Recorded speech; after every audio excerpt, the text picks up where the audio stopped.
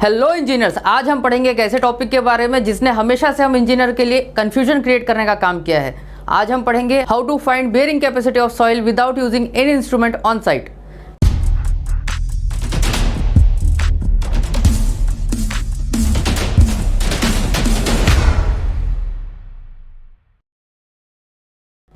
मैं engineer and corporate trainer Gaurav Songhutiya आप सभी का स्वागत करता हूं civil Guruji the civil engineering training institute and आप सभी के पसंदीदा यूट्यूब चैनल सिविल गुरुजी में। तो इंजीनियर्स, हम अपना टॉपिक आज शुरू करते हैं। सबसे पहले हम देखेंगे कि बेयरिंग कैपेसिटी होता क्या है। आप जैसे देख पा रहे हैं मेरे पीछे यहाँ पे स्लाइड में, ये हमेशा हमारा एक कन्फ्यूजन रहता है कि साइट पे जाने के बाद कि बेयरिंग कैपेसिटी क्या होती है सॉइल की। तो बेयरिंग कैपेसिटी का एक आसान सा डेफिनेशन है। बेयरिंग कैपेसिटी मतलब होता है सॉइल की क्षमता, किसी भी मिट्टी की कितनी क्षमता है जहाँ पे हमें कंस्ट्रक्शन करना है या स्ट्रक्चर बनाना है, उसकी क्षमता कितनी है लोड कैरिंग करने के लिए। हम उसमें सबसे पहले देखेंगे उसके मेथड्स कितने होते हैं बेयरिंग कैपेसिटी फाइंड करने के लिए। तो बेयरिंग कैपेसिटी फाइंड करने के लिए दो मेथड्स होते हैं। सबसे पहले होता है safe bearing capacity and the second one is ultimate bearing capacity. अब हम देखते हैं सबसे पहले कि अल्टीमेट बेयरिंग कैपेसिटी क्या होती है। जैसे कि मैंने आपको वीडियो में पहले बताया है कि सेफ बेयरिंग कैपेसिटी हम कैसे फाइंड करेंगे, बट हमें ये भी पता रहना चाहिए कि हमारी मिट्टी की आखिरी की क्षमता कितनी है। सेफ बेयरिंग कैपेसिटी हमेशा 2 से 3% लोअर होता है अल्टीमेट बेयरिंग कैपेसिटी के। और हम इंजीनियर्स या आर्किटेक्ट हमेशा ड्राइंग ऐसा डिज़ाइन करते हैं किसी भी स्ट्रक्चर का जो सेफ बेयरिंग कैपेसिटी के रेंज के अंदर आ जाए। अल्टीमेट बेयरिंग कैपेसिटी का मतलब होता है जब किसी भी मिट्टी का या सॉइल का सहन करने की ताकत खत्म हो जाती है और वो भसकना शुरू हो जाता है, उसको बोलते हैं अल्टीमेट बेयरिंग कैपेसिटी। अब मैं इसको एक एग्जांपल से आप लोग को समझाऊंगा। जैसे कि आप देख रहे हैं, ये एक एग्जांपल है रबर बैंड का। जब हम किसी भी रबर बैंड को, जैसे कि आप जानते हैं रबर बैंड को हम अगर स्ट्रेच करें, जितना स्ट्रेच करें और छोड़ दें तो वो वापस अपनी साइज़ पे आ जाता है। इलास्टिसिटी प्रॉपर्टी होती है उसमें। उसी प्रकार अगर हम उसको ज़्यादा स्ट्रेच करें और उसकी क्षमता से ज़्यादा खींचें, उसको ज़्यादा फोर्स लगाएं, जैसे कि आप देख रहे हैं टू अपोजिट डायरेक्शन में हम उसको खींच रहे हैं, तो कहीं ना कहीं जाके वो ऐसा ब्रेक हो जाएगा। ये जो ब्रेक होगा इसी को बोल देंगे ultimate point of rubber band, जैसे कि आप देख रहे हैं लिखा हुआ है। उसी प्रकार से हमारी मिट्टी का भी खेल होता है। अगर हमारी मिट्टी का कैपेसिटी 50 किलोन्यूटन का है और हमने उसके ऊपर 100 किलोन्यूटन का लोड दे दिया तो वो स्ट्रक्चर डिस्प्लेस होना शुरू हो जाएगा। अब हम आगे बढ़ते हैं अपने आज के टॉपिक की ओर, जिसके बारे में हमने स्टार्टिंग में बात की थी वीडियो में कि सेफ बेयरिंग कैपेसिटी क्या होता है और कैसे फाइंड किया जाता है। तो हम नेक्स्ट पॉइंट में देखेंगे कि सेफ बेयरिंग कैपेसिटी क्या होता है। जैसे कि आप देख पा रहे हैं, सेफ बेयरिंग कैपेसिटी का मतलब होता है मिट्टी की वो क्षमता जब तक वो डिस्प्लेस होना ना शुरू कर तब तक वो लोड कैरी कर सके, उसको बोलते हैं safe bearing capacity. Safe bearing capacity find करना ज़रूरी है किसी भी स्ट्रक्चर को बनाने से पहले किसी भी साइट पे। और सेफ बेयरिंग कैपेसिटी हर फुटिंग के लिए चेक करना भी ज़रूरी होता है। अगर हम हर फुटिंग के लिए चेक नहीं करेंगे तो उसका परिणाम क्या होगा वो मैं आपको बताता हूँ। जैसे कि आप देख पा रहे हैं, ये एक फोटोग्राफ है जिसमें ये वाला जो पार्ट आ रहा है इसमें सेटलमेंट नहीं हो रहा है।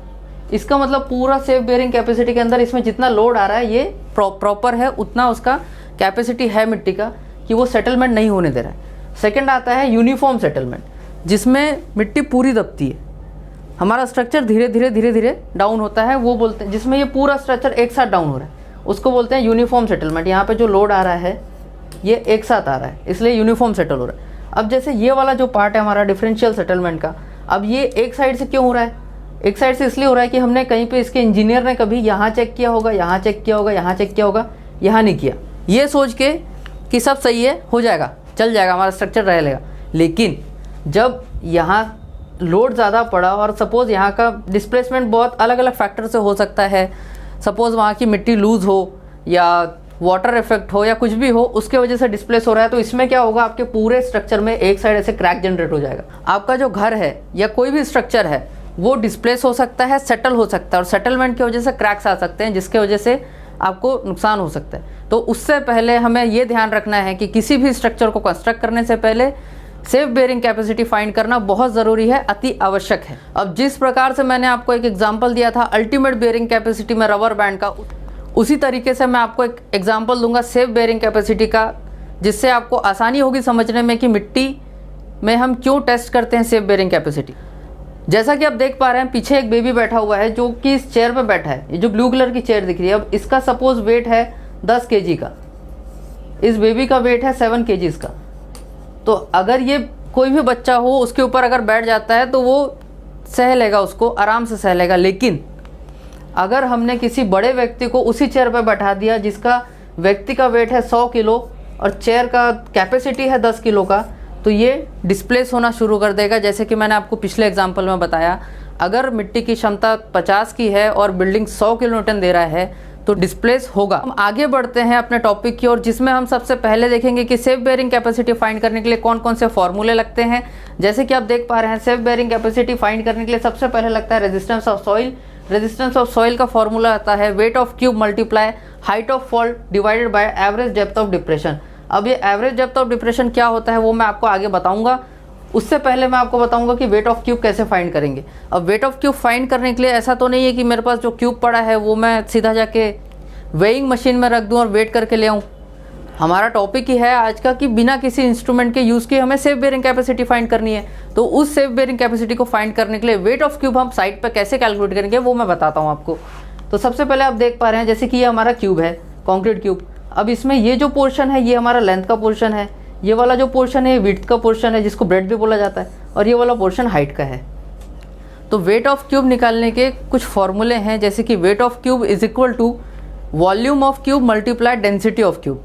तो वॉल्यूम क्या होता है दोस्तों? वॉल्यूम का फॉर्मूला होता है length into breadth into height, और डेंसिटी ऑफ क्यूब होता है 2400 kg पर मीटर क्यूब, ये वैल्यू होती है। तो जब हम L की वैल्यू, B की वैल्यू और H की वैल्यू पुट करेंगे और मल्टीप्लाई बाय डेंसिटी करेंगे तो हमको वेट ऑफ क्यूब डायरेक्ट मिल जाएगा बिना किसी वेइंग मशीन के।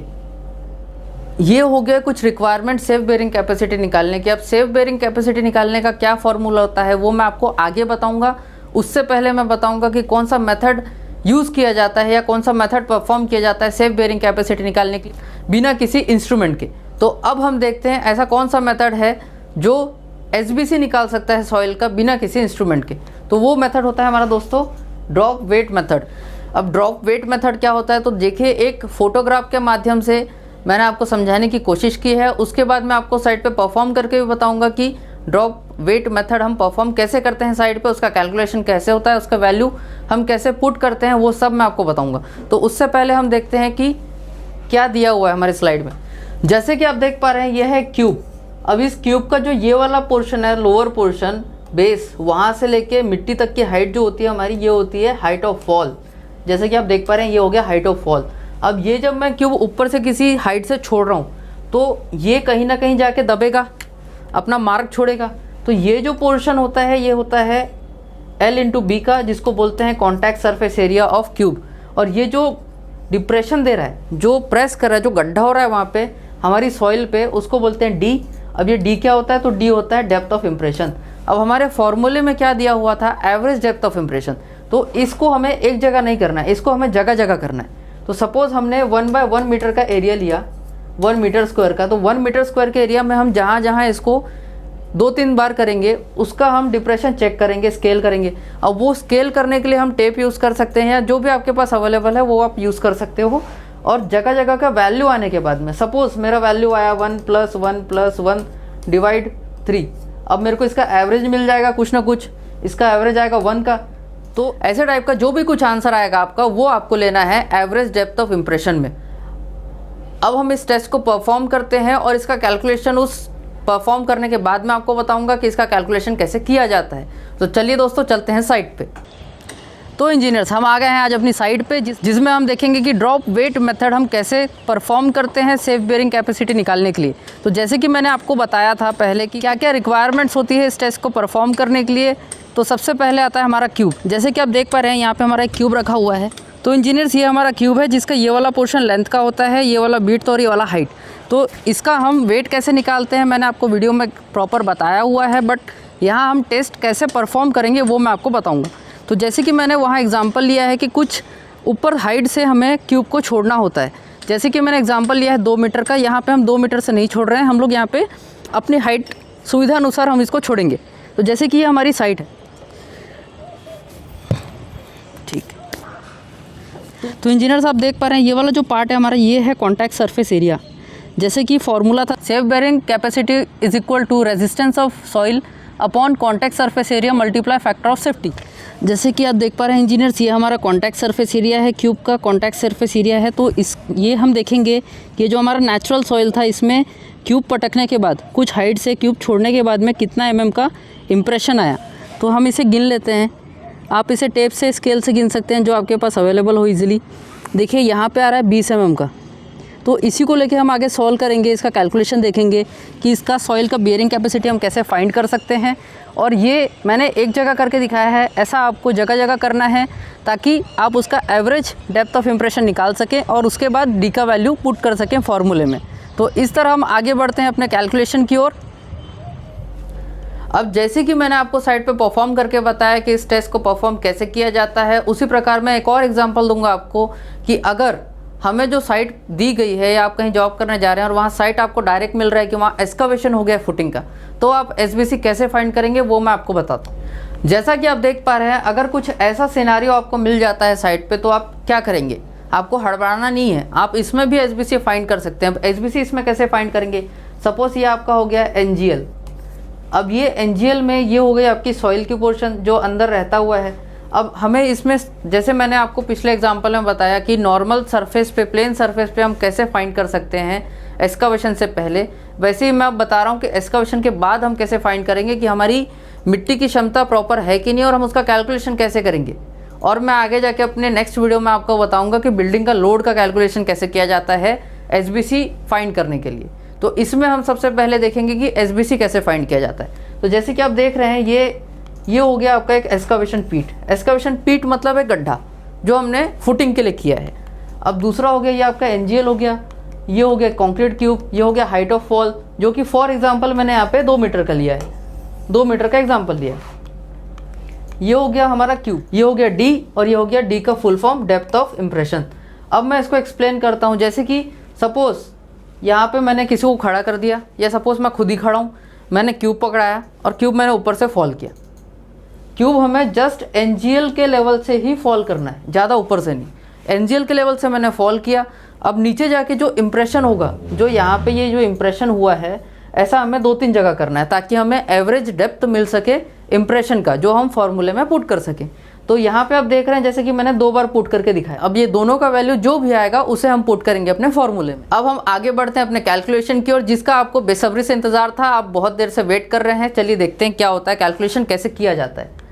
तो हम सबसे पहले देखेंगे कि सेफ बेयरिंग कैपेसिटी का फॉर्मूला क्या होता है। मैंने आपको सबसे पहले बताया था कि कुछ रिक्वायरमेंट्स होती है, कुछ फॉर्मूलेज होते हैं जो सेफ बेयरिंग कैपेसिटी को निकालने के लिए उससे पहले निकालने पड़ते हैं। सबसे पहले हमने देखा था resistance of soil. Resistance of soil का क्या फॉर्मूला था? रेजिस्टेंस ऑफ सॉइल का फॉर्मूला था wait of cube multiply height of fall divided by average depth of impression. ये हो गया। जब ये सबसे पहले हम सॉल्व करेंगे तो इसको हम आर से डिनोट करते हैं। उसके बाद आता है कॉन्टैक्ट सरफेस एरिया। अब कॉन्टैक्ट सरफेस एरिया क्या होता है? तो कॉन्टैक्ट सरफेस एरिया होता है, जैसे कि सपोज ये क्यूब है। अब ये जो मिट्टी में मेरा डिप्रेशन दे रहा है, जब मैं ऊपर से छोड़ूंगा तो नीचे एक स्क्वायर बन जाएगा। अब वो स्क्वायर होगा L/B का, ये L हो गया, ये B हो गया, ये हो गया हमारा एरिया, जिसमें हाइट नहीं गिनी जाती, सिर्फ L/B होता है। वो हो गया कॉन्टैक्ट सरफेस एरिया। अब divided by factor of safety. अब फैक्टर ऑफ सेफ्टी क्या होता है? सबसे बड़ी बात, फैक्टर ऑफ सेफ्टी डिपेंड करता है कंस्ट्रक्शन टाइप पे, एक्सपोजर पे, कि हम कहाँ पे कंस्ट्रक्ट कर रहे हैं और क्या कंस्ट्रक्ट कर रहे हैं। जैसे कि अगर मेरी कोई बिल्डिंग है, रेसिडेंशियल बिल्डिंग है, यूजुअली उसका रेंज होता है 2 और 3, 2 to 3। और अगर हाई राइज बिल्डिंग है या कोई बड़ा कंस्ट्रक्शन है तो हम 3 के लिए जाते हैं। अभी हमने फॉर एग्जांपल 2 लिया हुआ है। अब मैं इसको सॉल्व करके दिखाऊंगा कि 2 से हमने कैसे सॉल्व किया है फैक्टर ऑफ सेफ्टी 2 लेके, क्योंकि फॉर एग्जांपल हम लोग अभी ले रहे हैं residential building, not a high rise building. Okay, अब हम बढ़ते हैं कैलकुलेशन की ओर। ये हो गई थी फॉर्मूले की बात। अब हम देखेंगे इन फॉर्मूलों का यूज़ कैसे किया जा सकता है। तो बढ़ते हैं कैलकुलेशन की ओर। देखिए, सबसे पहले जैसे कि मैंने यहाँ सॉल्व करके दिया है, फॉर एग्जांपल मैंने साइज़ लिया है क्यूब का 150 बाय 150 बाय 150 mm। जैसे कि आप देख पा रहे हैं इस फोटो में, ये हो गया हमारा हाइट, ये हो गया ब्रेड्थ और ये हो गया लेंथ। अब ये जो 150 mm लिखा है, इसको सिर्फ कन्वर्ट करके मैंने मीटर में लिखा हुआ है 0.15 मीटर। और एवरेज डेप्थ ऑफ इम्प्रेशन मैंने लिया है 20 mm का। सपोज जैसे कि मैंने आपको पहले बताया था, 2-3 जगह हमें ये टेस्ट परफॉर्म करने के बाद जो भी इनकी हाइट आएगी उसका एवरेज वैल्यू लेना है। तो मैंने फॉर एग्जांपल के लिए 20 mm लिया है मेरा एवरेज डेप्थ ऑफ इम्प्रेशन, जो कि मीटर में कन्वर्ट करने के बाद आया है 0.02 मीटर। अब हम आगे देखते हैं, आगे क्या लिया हुआ है। आगे लिया हुआ है हाइट ऑफ फॉल 2 मीटर का। जहाँ से हमने क्यूब का जो बेस है वहाँ से हाइट है हमारी एक्सकवेशन पिट की 2 मीटर, या फिर प्लेन साइड पे हमने जहाँ से भी परफॉर्म किया है, जो कि आप वीडियो में देख रहे हैं, उसकी हाइट थी 2 मीटर की। वो हो गया हाइट ऑफ फॉल। दूसरा हो गया डेंसिटी ऑफ क्यूब। जैसा कि मैंने पहले बताया था कि डेंसिटी ऑफ क्यूब होता है 2400 kg पर क्यूमेक, ये हो गया। देन अब हमें फाइंड करना है रेजिस्टेंस ऑफ सॉइल। उसके पहले हमें फाइंड करना पड़ेगा वेट ऑफ क्यूब बिना मशीन के, बिना किसी इंस्ट्रूमेंट के यूज़ किए। तो यहाँ देखते हैं वेट ऑफ क्यूब कैसे फाइंड किया जाता है। ये हो गया आपका L का वैल्यू, ये B और ये H। तो ये जो B का वैल्यू है जैसे कि आप देख पा रहे हैं 150 बाय 150 बाय 150 mm, यहाँ पे मैंने लिखा हुआ है मीटर में। और ये जो डेंसिटी की वैल्यू है मैंने यहाँ से ली है 2400 kg पर क्यूमेक की। अब इसको जब आप सॉल्व करेंगे कैलकुलेटर में, आप यहाँ देख के मत बैठिए, आप कैलकुलेटर निकालिए, सॉल्व कीजिए, और हो सके तो इस कैलकुलेशन को नोट करके रखिए। ये वीडियो आपको हमेशा काम आएगा। अब आगे कैलकुलेशन की ओर बढ़ते हैं, जिसका आंसर आया जो मैंने कैलकुलेट किया है 8.1 kg। अब 8.1 kg तो आ गया, मेरे को वेट ऑफ क्यूब मिल गया। अब वेट ऑफ क्यूब मिल गया तो मैं रेजिस्टेंस ऑफ सॉइल फाइंड कर सकता हूँ, क्योंकि हाइट ऑफ फॉल मेरे पास पहले से है 2 मीटर का, और एवरेज डेप्थ ऑफ इम्प्रेशन भी है मेरे पास ये वाली वैल्यू 0.02 मीटर की। इसको बस मैं पुट करता हूँ फॉर्मूले में, और फॉर्मूले में जो भी आंसर आएगा 810 किलो का हमारा आंसर आ रहा है। ये है resistance of soil, safe bearing capacity नहीं, रेजिस्टेंस ऑफ सॉइल का आंसर आता है 810 किलो, मेरे एग्जाम्पल के हिसाब से जो मैंने आप लोग को समझाने के लिए लिया हुआ है। अब हमें रेजिस्टेंस ऑफ सॉइल मिल गया है, तो रेजिस्टेंस ऑफ सॉइल मिल गया तो हम अब निकालेंगे safe bearing capacity. Safe bearing capacity का फॉर्मूला क्या होता है, ये होता है आर मतलब रेजिस्टेंस ऑफ सॉइल, ये हो गया कॉन्टैक्ट सरफेस एरिया मतलब A, और ये हो गया FOS मतलब फैक्टर ऑफ सेफ्टी, जो हमने 2 लिया हुआ है फॉर रेसिडेंशियल बिल्डिंग। तो हम यहाँ पे 2 का वैल्यू पुट करेंगे। जब हम इसमें सब अपनी वैल्यूज पुट कर देंगे तो इसका आंसर आएगा 18,000 किलो पर स्क्वायर मीटर। जैसा कि आप देख पा रहे हैं कॉन्टैक्ट सरफेस एरिया मैंने यहाँ बताया हुआ है कि क्या होता है, FOS कितना लिया हुआ है हमने, लेकिन ये तो हो गया kg पर स्क्वायर मीटर में। हमें कभी भी कोई इंजीनियर हो गया, कोई PM हो गया, हमें पूछेगा कि कितने किलो न्यूटन में आया आपका आंसर, तो किलो न्यूटन में कैसे कन्वर्ट करेंगे kg को, वो भी मैं आपको बताता हूँ। जैसे कि आप यहाँ देख पा रहे हैं 1 kg per square metre is equal to 0.0098 kilonewton per square metre. अब ये स्क्वायर मीटर और स्क्वायर मीटर मैंने सेम रखा है, सिर्फ kg को किलो न्यूटन से कन्वर्ट किया है, क्योंकि स्क्वायर मीटर तो हमको चाहिए कि पर स्क्वायर मीटर में कितना लोड आ रहा है, SBC कितना आ रहा है। तो अब हम देखेंगे 0.098 1 kg के लिए, मतलब 18,000 kg के लिए कितना होगा। सरल है दोस्तों, 18,000 किलो न्यूटन को हम 0.0098 से जब मल्टीप्लाई करेंगे तो हमारा आंसर आएगा 176.4 kilo Newton per square metre. ये हो गया आपका SBC। इस तरह से हमने कैलकुलेशन का पार्ट पूरा कर लिया है। अब हम देखेंगे कुछ इंपॉर्टेंट पॉइंट्स जो हमेशा हमको याद रहने चाहिए साइट पे जाने से पहले, क्योंकि अगर आपको कोई रिपोर्ट ला के देता है, कोई ठेकेदार रिपोर्ट ला के देता है कि सर इसका SBC इतना आया, तो आपको पता रहना चाहिए कि कौन से रेंज से कौन से रेंज तक हमारा SBC आना चाहिए और कौन से रेंज में नहीं आना चाहिए। अलग अलग एक्सपोजर में अलग अलग मिट्टी का SBC अलग होता है, इसका भी आपको ध्यान रखना है।